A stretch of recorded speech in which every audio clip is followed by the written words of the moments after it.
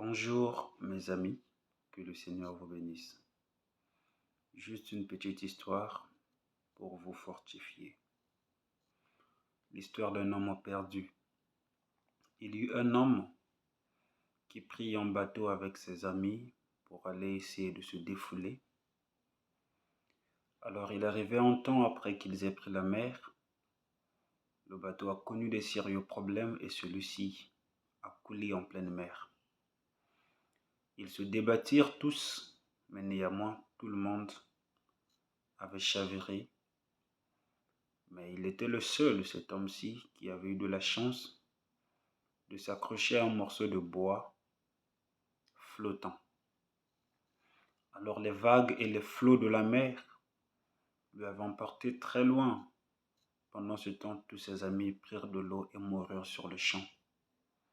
Il est emporté dans une île perdue où il n'y avait ni hommes ni animaux.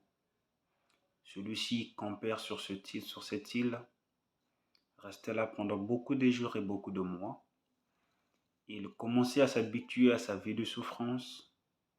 Il se nourrissait de tout ce qu'il pouvait trouver. Il arriva un temps où il s'est quand même construit une petite maison de paille. Et chaque soir, après avoir mangé, il se chauffait avec le feu naturel et se couchait. Alors un bon jour, comme d'habitude, il mit son feu, il se chauffa. Après un certain moment, il soupire et s'endormir. Et il était soudainement réveillé par une forte chaleur. Mais qu'est-ce qu'était cette chaleur? C'était sa maison de paille qui avait pris feu. Cet homme, une fois réveillé, commençait à se lamenter. Il dit: «Oh Dieu, comment peux-tu permettre de telles choses? Tu m'as éloigné de ma famille. Tu as fait que le bateau puisse chavirer. Et me voilà sur cette île perdue, ni nourriture, ni rien. Tu ne fais qu'ajouter malheur sur malheur.» Il maudit Dieu, se lamentèrent et fit tout ce qu'il pouvait faire à Dieu.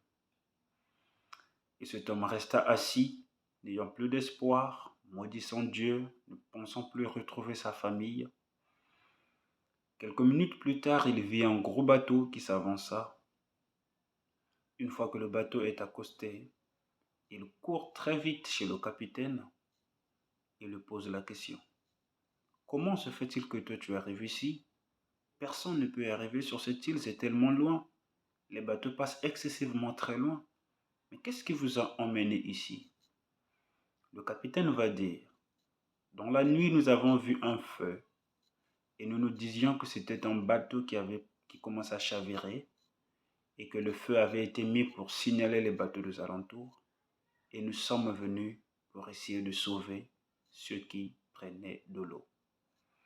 Cet homme se mit automatiquement à genoux et se repentit devant Dieu. Il cria: «Oh Dieu, sois miséricorde envers moi, du fait que je n'ai pas reconnu que tu peux faire tantôt d'une manière, tantôt d'une autre.»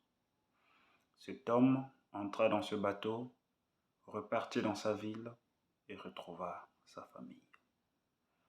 Mon frère, ma sœur, Dieu sait ce qu'il fait, Dieu sait comment il doit le faire et Dieu sait le pourquoi il fait tout ce qui t'arrive. Il n'y a rien de nouveau sous le soleil. Il n'y a pas un malheur qui arrive sans que Dieu puisse en être l'auteur. Et toute chose concourt au bien de ceux qui aiment Dieu. Même si les peines et les souffrances ne font que s'ajouter, ne t'inquiète pas, Dieu le sait. Vous savez, une maison en étage, on ajoute des briques, on ajoute de la fondation, on ajoute du béton, on ajoute tout ce qu'il faut ajouter. Mais le problème, c'est que cette maison sera tellement haute qu'elle va faire la gloire de celui qui l'appartient. Les épreuves qui s'ajoutent sur ta vie, ça ne veut pas dire que c'est pour ta souffrance. Dieu, c'est une façon qu'il est en train de t'élever tout simplement.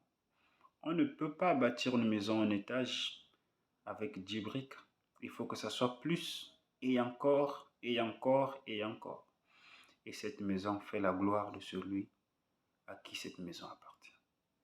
Garde confiance, ne perds pas l'espoir. Dieu sait ce qu'il est en train de faire. Ce ne sont pas des échecs, mais ce sont des tests. Et derrière une épreuve difficile, la bénédiction, elle est aussi grande. Que Dieu vous bénisse.